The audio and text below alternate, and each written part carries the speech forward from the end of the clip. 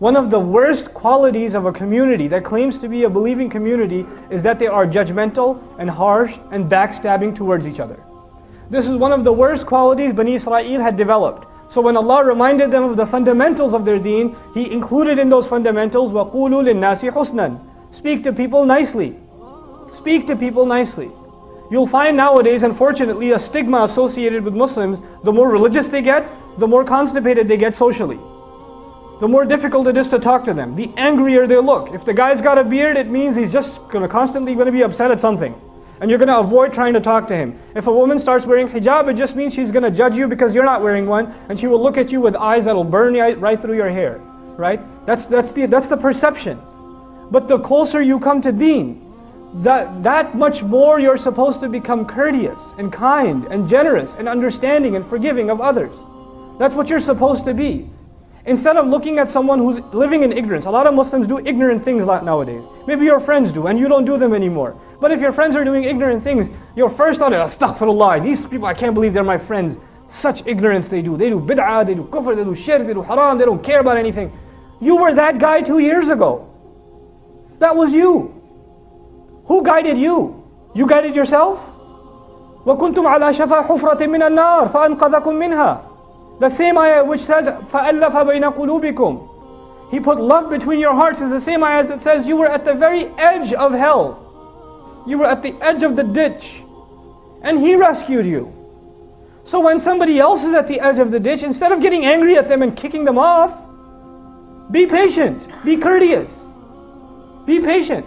And sometimes you come and ask the imam and the scholar, I'm trying to give da'wah to my brother or to my friend. It's been like 2 months. Nothing's happening. What should I do? Give me some magical thing to say. Tell me what I can do. You know what? What's Nuh alayhi salam's magic trick? It's sabr. He's talking to his own son for a very long time. The same community for a very long time. And it's not like he talks to a group of people and they don't listen. He says, you know what? I'm packing my bags. I'm going somewhere else. Maybe I'll find a better crowd elsewhere. Nope. Same crowd. Same crowd. We have to be patient with each other, especially believers. Especially believers. And that's Nuh alayhi salam with kuffar.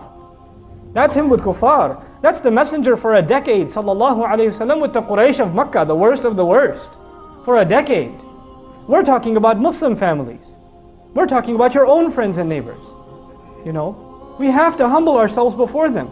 It's a very serious problem, arrogance.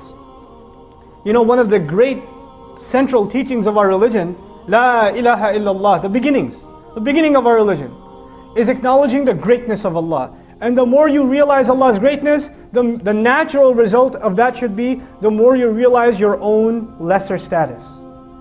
The more you declare Allah's greatness, the more humble you should become. That's the natural result of declaring La ilaha illallah. Every time you and I say Allahu Akbar, it is not just a statement of Allah's greatness, it's a statement of our own weakness. It's a statement of our own humility. But when people who say Allahu Akbar then pass judgment of anybody who walks into the masjid, and they look at the size of their beard, or they look at how they're dressed, or they look at the accent of their language, when that happens, when people who even work in Islamic causes look at each other with suspicious eyes, when they can't trust each other, when people say salam without meaning salam, assalamu alaikum, all of you know what that means.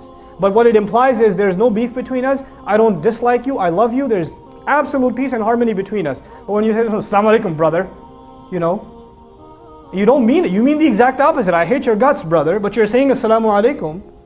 That's what you're saying, and this is absolute hypocrisy.